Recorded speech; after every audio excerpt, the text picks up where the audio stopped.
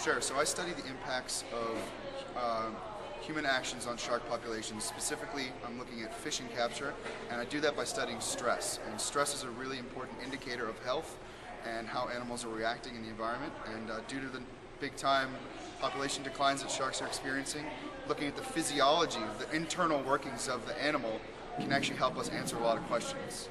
And what have you found? Well, probably the most prominent finding that we've seen is that each species has its own personality. For example, a tiger shark can react completely differently than a hammerhead does to the same stressor. So that's a good thing that they all don't react the same way, but it also makes management really difficult. And it's showing us that we really need to keep getting data on this and looking at multiple species. What kind of stress, or what does stress do to a captured shark? How do they react on a physiological level? So I can kind of put it make an analogy here. So imagine that you are going for a long run outside and it's really hot out. And after about 2 or 3 miles, we usually stop because we get tired. But imagine if you didn't have the opportunity to stop running and you had to just keep going. Probably would have really bad consequence, and you could have really severe disturbances inside your physiology there. Sharks are the same way. Sharks don't have the ability to get off the treadmill, so to speak. Sharks have to keep going. And what I'm looking at is fishing capture. So if you're fighting a shark for 3 hours, a lot of things happen to the shark. The blood changes, their metabolism's changing, they can't breathe as easily. So over time, those impacts combine and they can actually kill sharks. So what we're studying is how tolerant or how sensitive some of these sharks are. And what method are you using to do this? You're using somewhat of a novel method. Exactly. So we're utilizing blood analysis. So we take blood out of the vein on the lower side of their body, and we actually analyze it on a really cool little tool called an iStat. And it's actually really novel, like you just said, David. And but it's becoming increasingly popular in the shark world, which is cool. So I can take a blood sample from a shark, and 2 minutes later, I can actually tell how stressed out it is. And we gather all of our data together, and we can actually compare, and that's what we're trying to do. And this iStats, the results compare to more established techniques? That's a great question. It compares pretty well. It's not a perfect 1-to-1 ratio, but it's a very tight and close fit to what the people have been using for years. So, and this tool is great because it's about the size of a Game Boy or universal remote. So we can bring it out in the field with us in high seas if it's like that, and we can get our values right away. And it's pretty close to the gold standard. Excellent.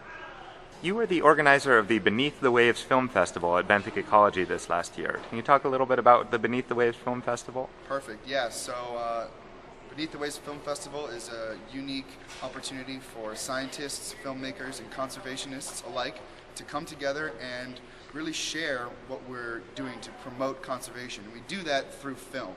And I know you had an entry in the film festival last year in our inaugural year about shark conservation, which was amazing. And this is a really important opportunity to show the greater public that, yeah, we're scientists and we want to do research, but we also want to educate. And not everybody can understand the findings from a scientific paper, but a lot of people watch TV and a lot of people watch movies, and they can understand the messages we do through that. So I think it's a really important initiative. We're going to keep it going. So keep it posted on David's site, because there's going to be more updates of next year's festival and how you can get involved.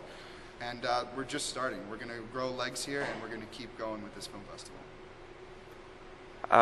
What kind of reception did you get from the Benthic Ecology Conference? Was it well received? I know that I enjoyed myself, but... Right, so we had an overwhelmingly positive response. It's really great to see scientists really buying into the idea of utilizing the media. And it's also really important to utilize the social media, because everybody's doing everything online nowadays. So we can get our messages through that. But at Benthic Ecology, we had a great response. The scientists loved it, and everybody was telling us that they're going to submit a film next year, so we look forward to that. We're going to hold you to that. Wonderful. Is there anything else you'd like to say about your own research, or about shark stress, or about the Beneath the Waves Festival? I would just like to say that you can do your part to help save sharks by just learning about them. Go online and do some research. And you actually might be really surprised at what you find. And one of the most important and powerful things is the word of mouth. And educating everybody, educating the greater public, and spreading these conservation messages is a great route to help promote these animals. And I would encourage everybody to actually get out there in the water at some point and experience sharks close up, and it can really be a life-changing event. To get into the water with these animals and spend some time with the animals can be really, really enlightening, and you can really take away a positive feeling from that experience.